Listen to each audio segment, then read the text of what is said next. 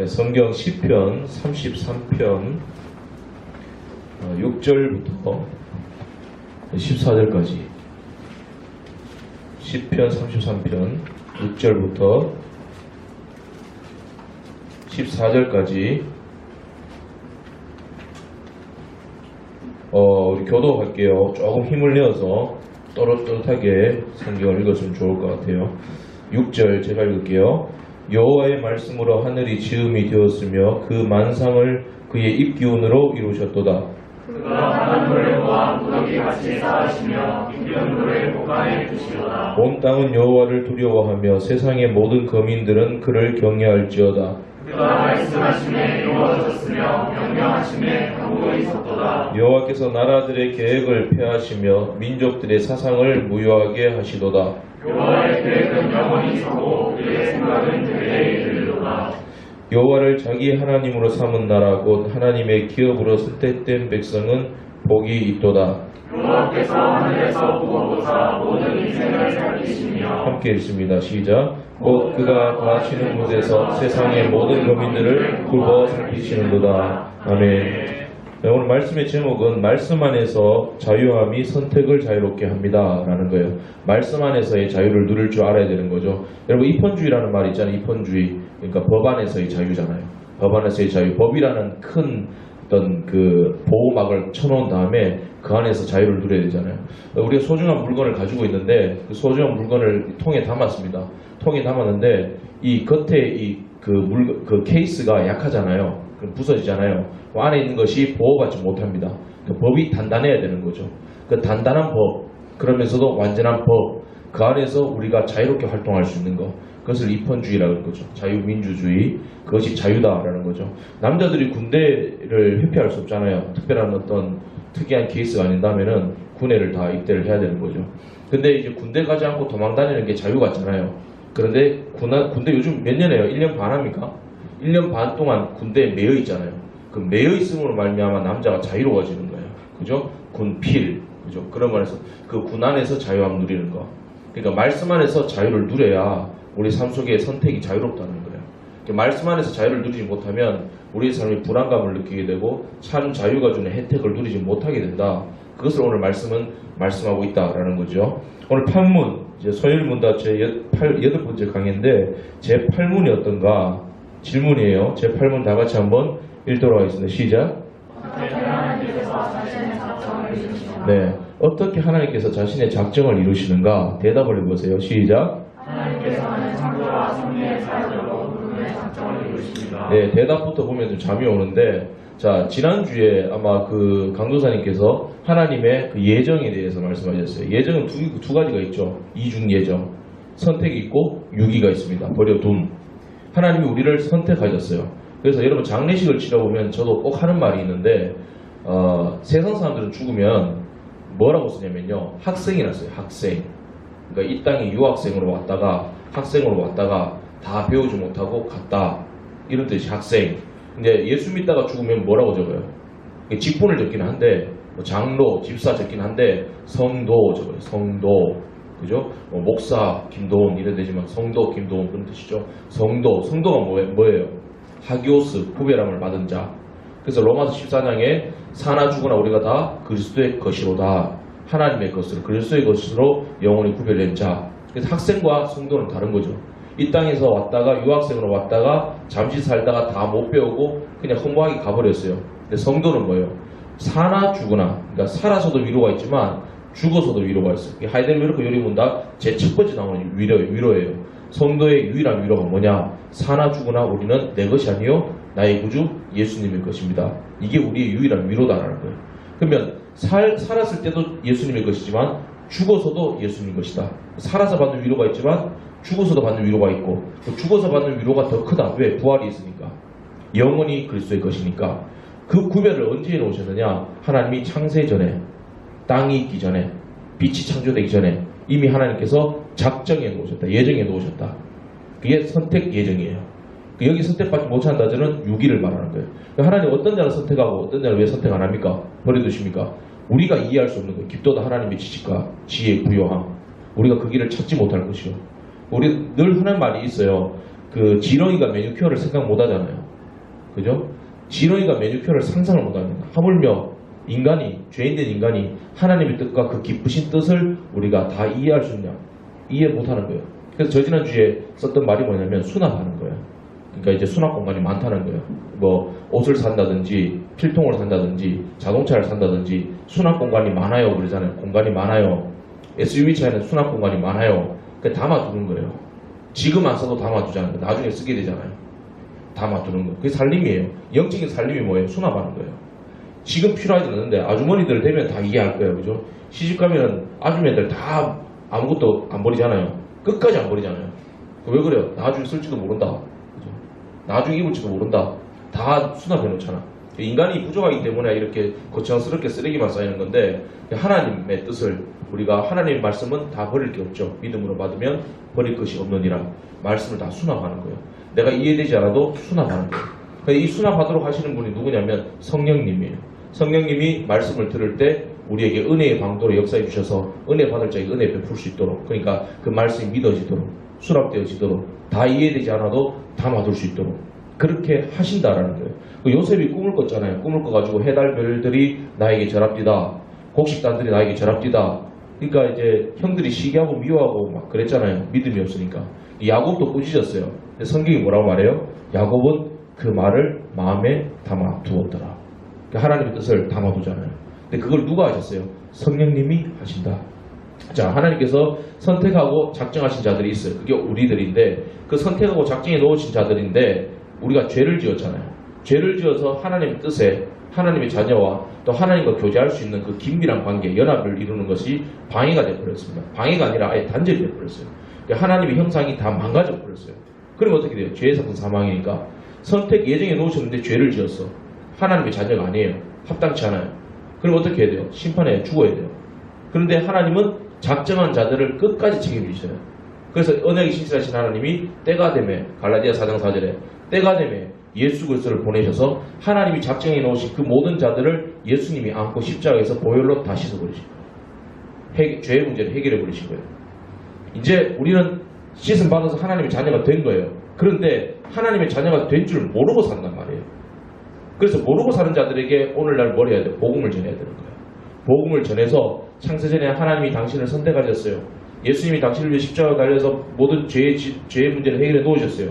그 하나님께로 돌아오면 새 생명과 부활과 영생의 축복을 누릴 수 있게 됩니다. 그렇게 하여서 성령님이 그 은혜의 방도로 작용하셔서 말씀을 들을 때 믿도록 하셔서 아, 예수님이 나의 구주가 되십니다. 이제 믿습니다. 이렇게 고백 나오도록 하시는 분이 성령님, 말씀으로 역사하시는 성령님. 그때 이제 어떻게 되냐면 이미 창세전에 이 사람을 하나님이 예정해 놓으셨고 예수님이 때가 돼서 와서 십자가로 이 사람의 죄 문제를 다 해결해 넣었지만 이 사람이 모르고 있으니까 이 모든 하나님의 자녀의 혜택과 축복을 못 누리고 있었는 거예요. 그런데 내가 이제 예수 믿겠습니다 라고 성령님께서 그걸 믿도록 만드시고 응답하도록 만드시면 나 이제 예수 믿어요. 그러는 순간 하나님이 창세전에 이 사람을 작정해 놓으셨고 예수님으로 말미암아 십자가에서 보혈을 다 해결해 놓으셨고 예수 이름으로 기도하면 된다라는 모든 그 혜택들을 효력 있게 누릴 수 있도록 만들어 주시는 거예요. 그게 신앙생활이에요. 그때부터 하나님의 섭리가 뭔지 하나님의 인도가 뭔지 그걸 알아가기 시작한다라는 거죠. 자, 뭐 여러 가지 설명할 게 많아서 말을 좀 빨리 했는데 그냥 오늘 본문에 있는 것만 설명하고 마치도록 하겠습니다. 자, 지난주에 하나님의 예정, 작정에 대해서 배웠습니다. 그리고 이 하나님의 작정은 작정만 하시는 데만 그치지 않고 이 작정을 이루시잖아요. 그러니까 이제 그 예레미야 33장 1절 말씀에 이렇게 있잖아요. 일을 행하시는 여호와, 그 일을 지어 성취하시는 여호와. 하나님이 일을 작정하시잖아요. 작정하시는 것으로 끝나지 아니하고 그 일을 반드시 성취하신다. 그럼 어떻게 성취하시느냐? 오늘 말씀에 창조와 섭리로 그 사역을, 그 작정을 이루어 가신다. 자, 그러면 작정이라는 것은 일종의 설계도와 같은 거예요. 집을 짓기 위해서 설계도를 그리잖아요. 작정. 그럼 창조는 뭐예요? 창조. 설계도대로 만드는 거예요. 근데 사람은 있는 자료를 가지고, 자재를 가지고 그 설계도대로 만드시잖아요. 그런데 하나님은 말씀으로 창조하시는 거예요. 말씀으로 창조하셨고 또 말씀 말고 또 하나 있죠. 창조하신 방법이. 사람을 창조하셨대요. 하나님의 형상대로 사람을 만드셨다. 흙으로 사람을 만드셨다. 왜 사람은 말씀으로 그냥 되어라 하지 않고 있어라 하지 않고 직접 만드셨어요. 하나님과 깊이 교제하고 영원토록 하나님을 즐거워하고 하나님의 기쁨이 되는 인격적인 도구로 삼으시기 위해서, 하나의 연합을 이루시기 위해서 사람을 직접 만드시고 하나님의 형상, 하나님의 지혜와 사랑과 그런 하나님의 성품들을 불어넣어 주셨다라는 거죠. 그리고 이제 섭리는 작정, 설계도대로 만들어 놓은 것을 이제 활용해야 되는 거예요. 그죠? 그 기쁘신 뜻대로 창조된 것을, 만들어진 것을 그 용도대로 10분 발휘해서 사용하는 거예요. 써먹는 거예요. 쉽게 말하면 이런 건데, 하나님의 작정과 섭리와 창조는 이것보다 더 방대합니다. 그러나 사람은 좀 도시화시켜서 이해를 쉽게 하도록 하기 위해서 이렇게 설명을 해야지만 우리가 알아듣기가 쉽습니다. 그러나 이러면서도 성령님께서는 이 말이 무슨 말인지 은혜 베풀 자에게는 깨달아 알도록 해주신다라는 거예요. 자, 히브리서 11장 3절 말씀에 이렇게 되어 있습니다. 믿음으로 모든 세계가 하나님의 말씀으로 지어진 줄 우리가 아나니 보이는 것은 나타난 것으로 말미암아 된 것이 아니니라. 자, 보이는 것이 나타난 것으로 말미암아 된 것이 아니다. 무슨 말이냐면 무에서 유를 만드셨다. 여러분, 무에서 유를 만들 수 있어요, 없어요? 없습니다. 사람의 논리는 없어요.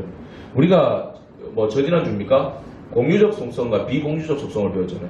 우리가 하나님과 공유된 속성이 있어요. 비공유된 속성이 있어요. 그 비공유된 속성이 뭐예요? 하나님의 창조, 뭐 구원, 그 하나님의 뭐 그 작정. 우리가 하나님과 공통된 점이 아닌 거죠. 하나님만 가지고 계신 고유 성품입니다. 고유하신 능력이고. 그런데 웨인 그루뎀이라는 신학자는 좀 더 이것을 비공유적 속성이라 말하지 아니하고 덜 공유된 속성이다 그렇게 말해요. 사람에게도 창조성이 있어요. 뭔가 만들어내잖아요. 아이디어. 사람에게도 지혜가 있잖아요. 또 어떤 구원하는 게 있잖아요. 은혜 베푸는 거.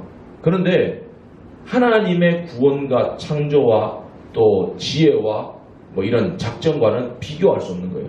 그러니까 우리가 비공유적 속성이다 그렇게 말하는데, 그런 잔재들이 하나님의 성품들이 안에 있지만 하나님만 가지고 계신 그 능력과 영역이 있다는 거예요. 거기에는 인간이 미치지 못한다라는 거예요. 자, 하나님께서 작정하셨고 창조하셨어요.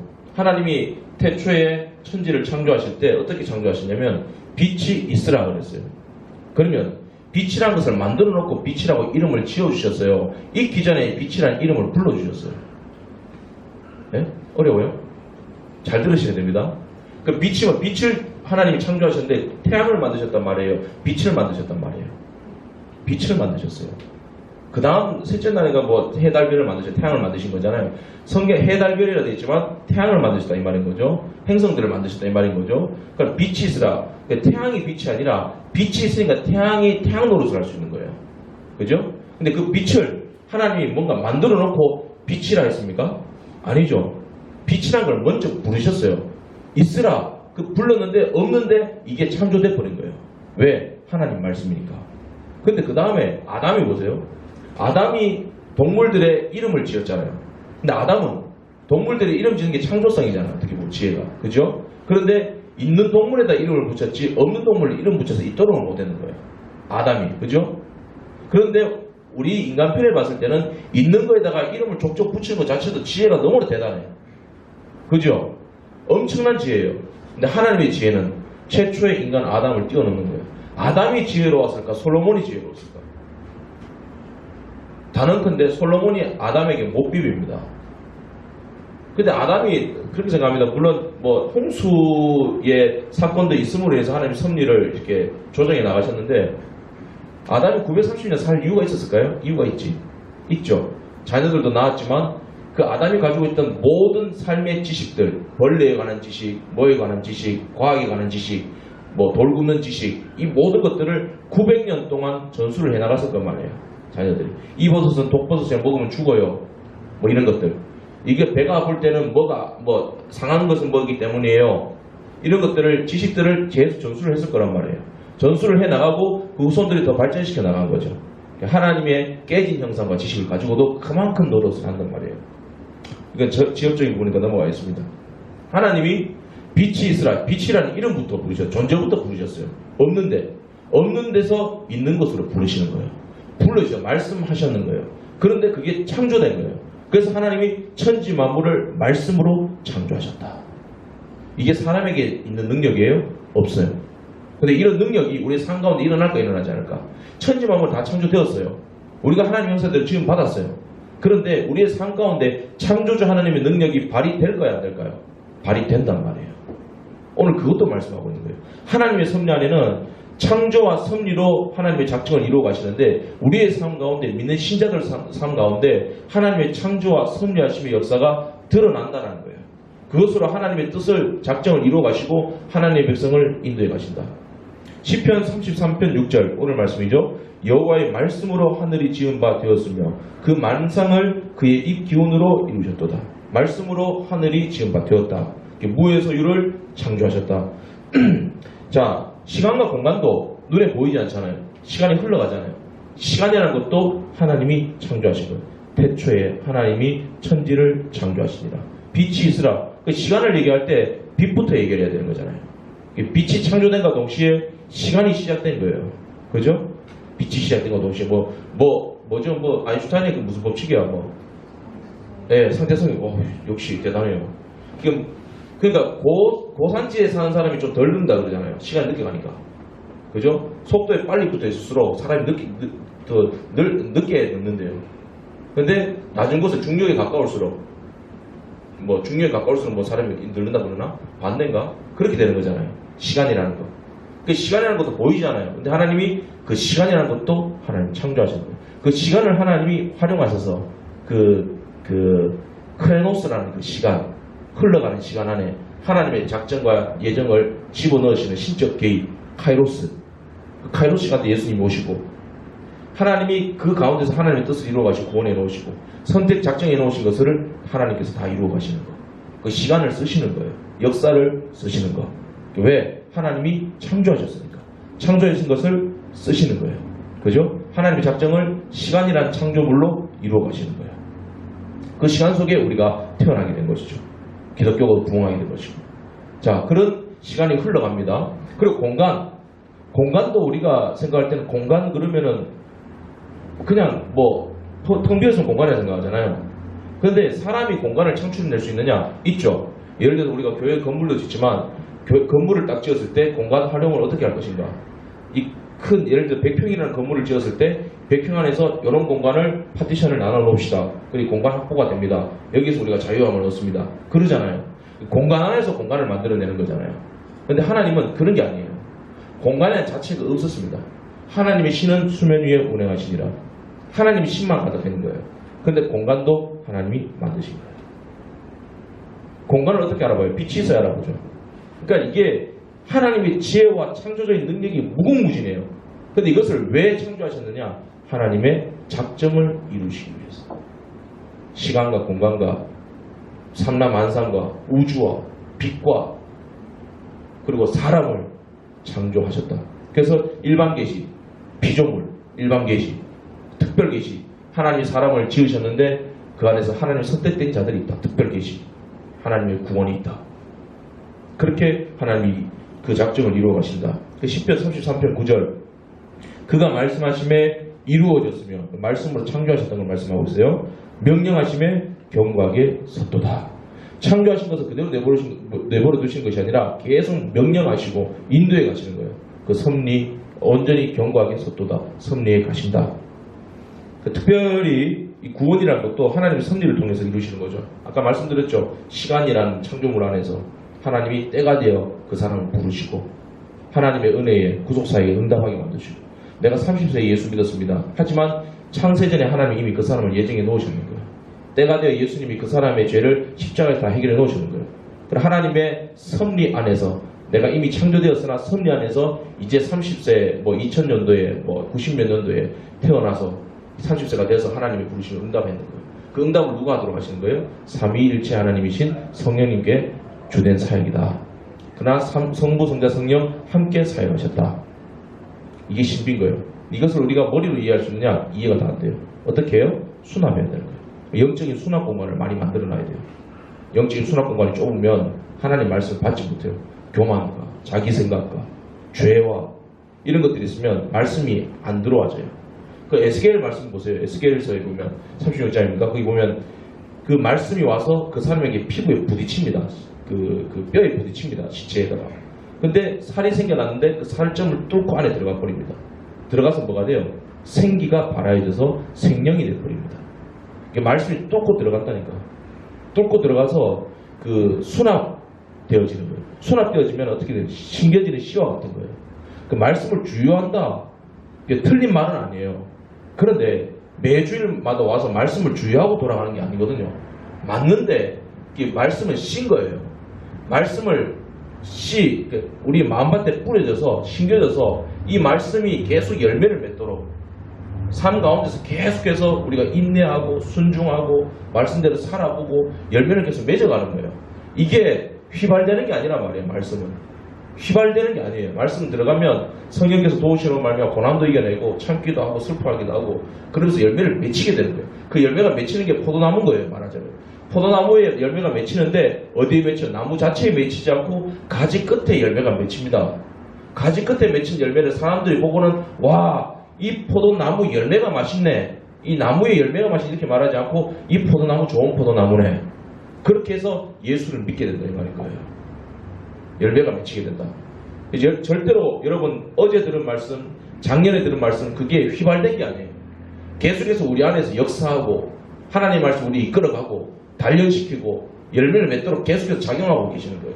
성령께서 그 말씀이 싫어. 그래서 심겨진 말씀이 잊어버려졌을 때 고난다고 하는데 이길 힘이 없는 거예요. 성령님이 야, 너 전에 말씀이 심겨졌잖아. 그 말씀 고난다는 것이 내게 유익이라. 이로써 내가 주의 윤례를 배우게 되었느니라. 환난 날에 나를 부르라. 내가 너를 건지리니 너는 나를 영화롭게 하리라. 무릇 주 안에서 경건하게 살고자 하는 자는 고난을 받으리라. 생각나게 만드시죠 성령님께서. 아, 그때 내 마음밭에 심겨졌던 그 말씀이 자리 잡고 지금 자라고 있었구나. 내가 잊어버리고 있었구나. 이 마음의 정원을 내가 가꾼 게 아니라 하나님이 가꾸고 계셨구나. 생각나도록 만드시고 주님 뜻대로 순종하고 위로받고 회개하고 그렇게 나가도록 만드신다라는 거죠. 이 한 가지를 말씀드리고 마칠게요.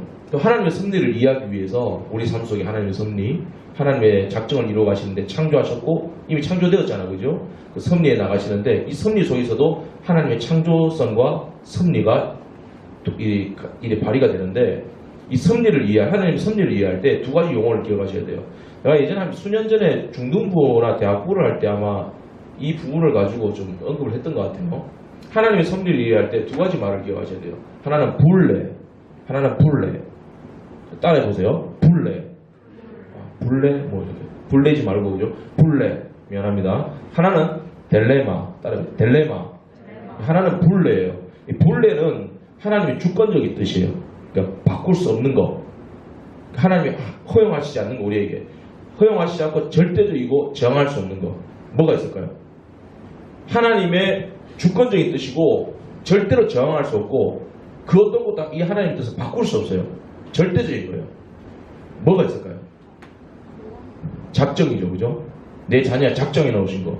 그러니까 예수님이 뭐라 말씀하셨어요? 내 손에서 빼앗을 자가 없느냐. 불례. 하나님이 선택한 자는 반드시 돌아오게 된다. 불례라는 거예요. 창조하신 거. 그러니까 인간이 막 자원개발하고 막 그러잖아요. 그러는데 인간이 지구의 온도를 낮추지 못하잖아요. 인간의 한계인 거예요. 하나님이 하시는 거예요. 창조하신 거. 아무리 뭐 뚝이 높고 과학이 발달돼도 쓰나미 와버리니까 사람이 저항하지 못하는 거예요.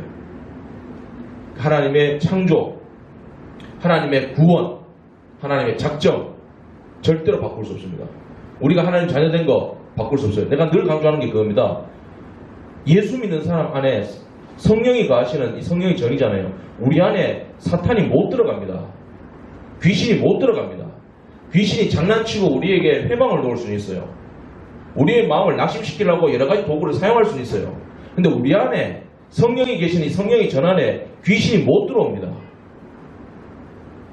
뭐 가룟유다 같은 사람에게는 귀신이 들어갔죠. 성경이 두 가지로 표현합니다. 곧 마귀가 사탄이 그 가룟유다에게 들어갔는데 또 표현을 어떻게 쓰냐면 예수를 팔 생각을 집어넣었다. 생각까지는 우리에게 들어올 수 있어요. 사탄이. 그러나 직접적으로 들어오는 거는 막는단 말이에요. 왜? 하나님 안 돼. 불래. 내 거야. 그러니까 예수 믿는 사람이 스스로 목숨을 끊을 수 있느냐? 못 끊어요. 약 먹을 수 있어. 뛰어낼 수도 있어. 근데 안 죽어. 아, 괜히 뛰어냈더니 다리만 이상해지고 막 평생 뭐 절고 살고 이럴 수 있어. 그죠? 극단적인 얘기를 말하는 거예요. 그런데 안 죽는다니까? 하나님 제가 잘못했어요. 돌아오게 만들어. 수임 붙었어. 그 예전에 진짜인지 모르겠 진짜인 것 같은데 총신회 중에 전도사님인데 일찍 들어왔어. 26인가 7살 들어왔어. 근데 이제 애인이랑 헤어졌대. 헤어져가지고 이제 같은 룸메이트가 4명인데 이제 뭐 통닭 먹을래요? 그런 거는 나갔대요. 그 룸메이트들이 나갔대요. 자기 혼자만 남았대요. 혼자만 남았는데 거기서 이제 목을 맺는 거죠. 목을 맺는데 아버니까 이제 뭐 거의 죽었는 것 같아요. 응급실 실려가고 있었어요. 뭐 이렇게 심폐소생술하고 했을 거 아니에요. 하고는 잠깐 눈을 떴어요. 눈을 떴다가 이제 뭐 대화를 했는지 모르겠지만 의식을 차렸는지 그러다가 다시 눈을 감고 죽었어요. 회개했을까 안 했을까? 몰라. 그죠? 모르잖아요. 그가 지옥 갔다 천국 갔다 그렇게 말하고 싶지 않아요.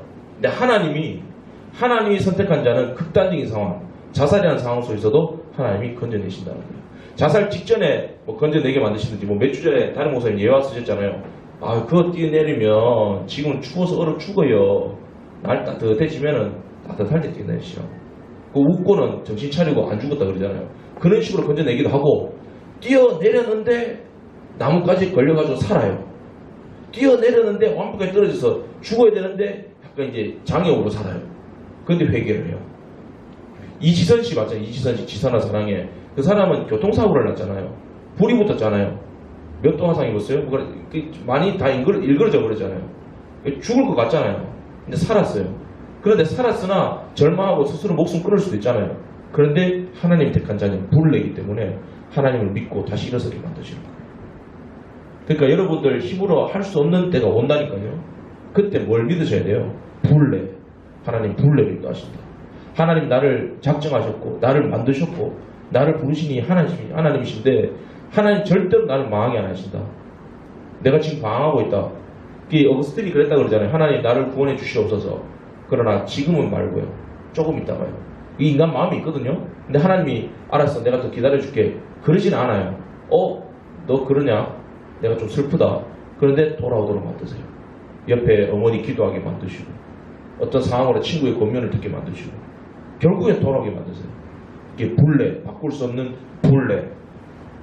에베소 1장 1절도 성도의 구원, 하나님의 작정, 그리고 사도 바울이 구원뿐만 아니라 하나님이 직분과 소명을 주시는 것도 있어요.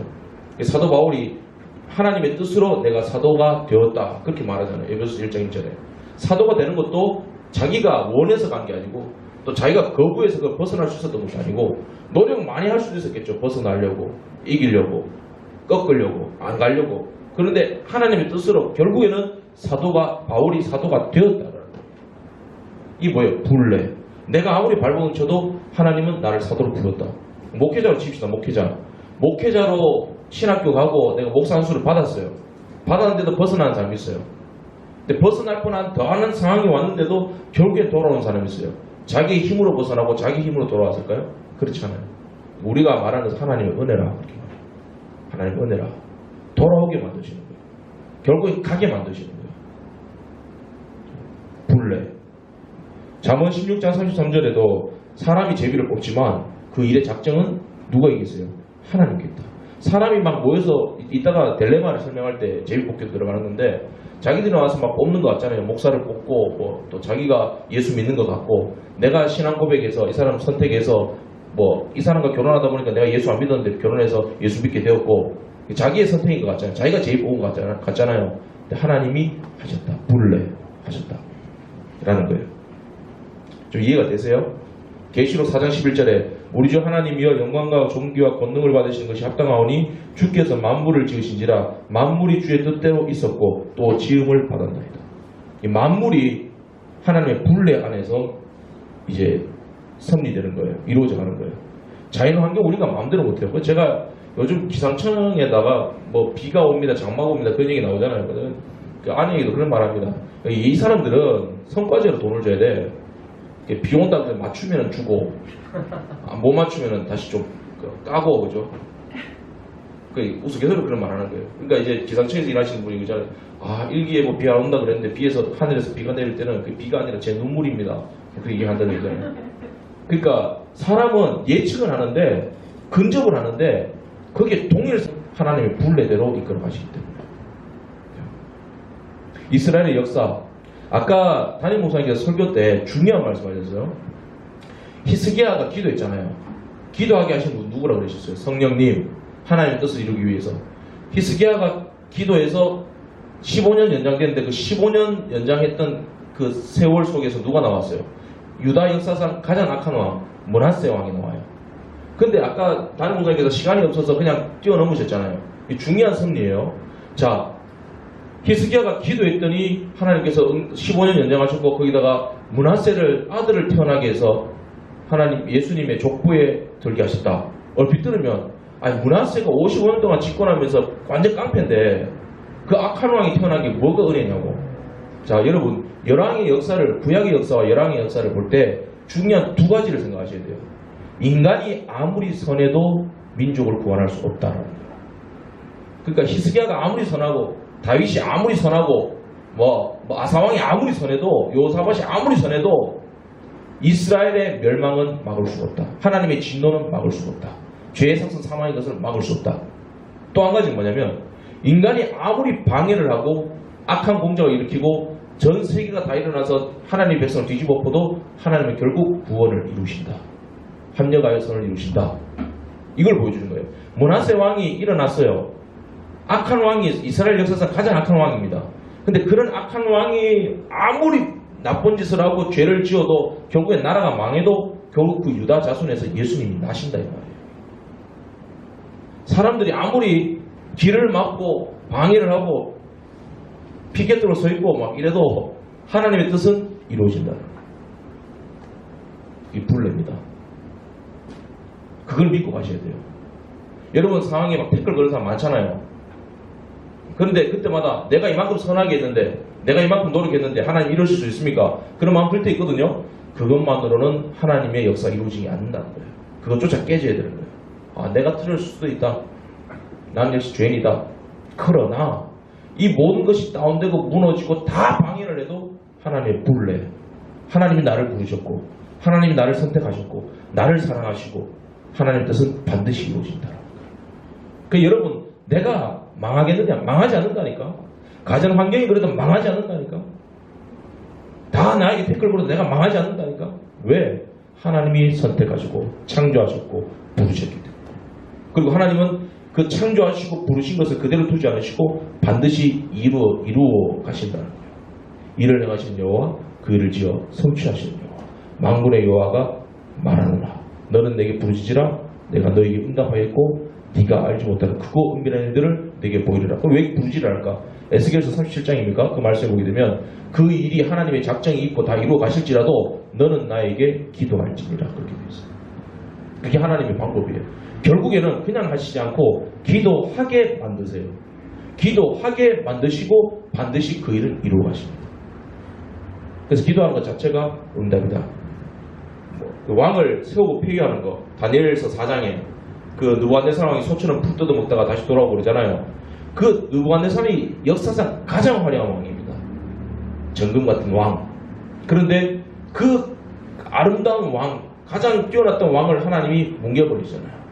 소처럼 만들어버리잖아요. 그리고 그가 회개하고 그랬을 때 다시 하나님이 회개하도록 하시고 다시 돌아오게 만드시는 것. 그러니까 왕을 세우고 폐하는 것도 하나님의 뜻이다. 여러분 조심스럽게 정치 얘기도 할게요. 뭐 전두환 정권, 박정희 정권 잘못한 게 많아요. 그래 하면 안 돼요. 그런데 민주주의가 관철이 됐다. 그렇게 말하는 사람이 있어요. 맞는 말이기도 하고 틀린 말이기도 해요. 그 사람들의 그 독재로 말미암아 민주주의가 되었다. 이게 아니에요. 그 독재나 그런 환경과 그런 상황 속에서도 하나님은 이 땅에 자유민주주의를 관철시키셨단 말이에요. 다 쓰셨다 이 말이에요. 지금 문재인 정권도 마찬가지예요. 장단점이 다 있거든요. 지금은 단점들 때문에 힘들어 죽으려고 그러잖아요. 그런데 이 모든 악순환, 악의 역사 속에서도 어려운 역사 속에서도 하나님은 당신의 선하신 뜻을 반드시 이루어가신다. 이스라엘이 70년간 바빌론 유수생활 했잖아요. 유배기간이 있었잖아요. 나라가 망한 거예요. 그런데 하나님은 새 역사를 일으키시잖아요. 그죠? 이스라엘이 애굽에서 430년간 종노릇 했잖아요. 400년 넘게 종노릇 해봐요. 나라가 없는 거예요 그냥. 그런데 그 말씀을 보존하셔가지고 말씀으로 단련시켜가지고 요새 때 보내신 그 말씀 단련시켜서 출애굽시키시고 하나님의 성막을 세우시고 하나님의 나라를 세워가셨다는 거죠. 아무리 막아도 하나님의 작정은 막을 수가 없다. 섭리는 막을 수가 없다. 그러니까 여러분 이렇게 이해를 하셔야 돼요. 딜레마라는 것이 있는데 딜레마는 본래는 하나님의 그 절대적인 주권, 바꿀 수 없는 거, 저항할 수 없는 거 그건데 딜레마는 사람이 저항할 수 있어요. 허용적인 뜻 이 말이에요. 허용적인 뜻. 그 다음 단계를 또 생각해 볼 텐데 허용적인 뜻 하나님이 허용한다 이 말이에요. 좀 쉽게 설명할게요. 이게 본래가 말하자면 어항입니다. 어항. 그리고 딜레마가 허용적인 뜻. 딜레마가 이 어항 안에 든 물고기예요. 물고기가 여러 종류 들어있겠죠. 어항의 크기가 얼마나 큰지 모르겠는데 그러니까 이제 이 어항은 본래 바꿀 수 없는 거예요. 물고기가 자기 스스로 어항을 바꿀 수 없잖아요. 누군가가 들어 옮겨서 버리든지 다른 어항으로 옮기든지 그렇게 해야지만 되는 거지. 그런 주권적인 역사가 없으면 물고기는 이 어항 안에서 살아야 되는 거예요. 본래 안에서. 하나님의 창조물 우리가 바꿀 수 없잖아요. 그 창조물을 가지고 뭐 비석도 만들고 집도 만들고 뭐 공부도 하고 그러는 거잖아요. 그 안에서 살아요. 그래서 사는데 이것도 이렇게 살아 저렇게 살아 뭐 물고기 따라다니면서 하나님이 다 간섭하고 막 그런 게 아니라 자유롭게 살아. 이게 허용한다 이 말이에요. 너 누구를 만나든지 누구 손잡고 가든지 어느 직업을 선택하든지 내가 너 허용한다. 자유를 준다. 왜? 하나님은 그 피조물 우리 사람을 기계로 만드신 것이 아니라 하나님과 교제할 수 있는 인격체로 만드셨기 때문에 자유를 주시는 거예요. 선택해봐.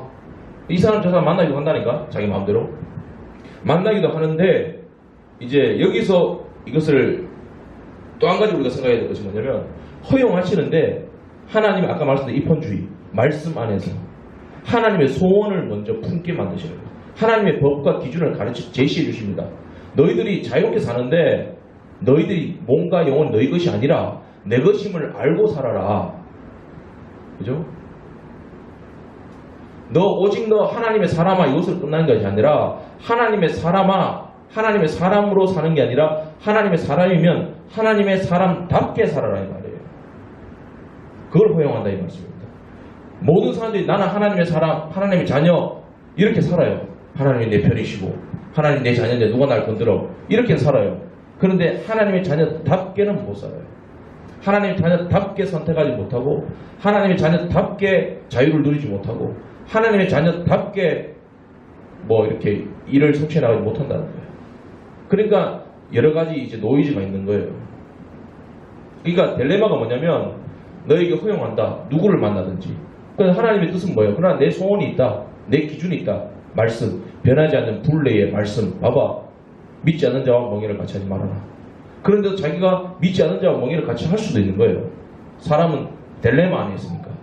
그런데 이 안에서도 어떤 사람은 믿지 않는 자와 멍에를 같이 하도록 하나님이 그냥 내버려 두실 때도 있어요. 그러면서도 그 사람들을 다루가시고 그 사람들의 신앙을 또 성숙시키시고 뭐 이러 가시는 것도 있어요. 그러나 어떤 사람에게는 절대로 믿지 않는 사람과 결혼을 시켜서는 안 되는 거예요. 그죠? 그래서 예를 들어서 구약에도 그런 게 나와요.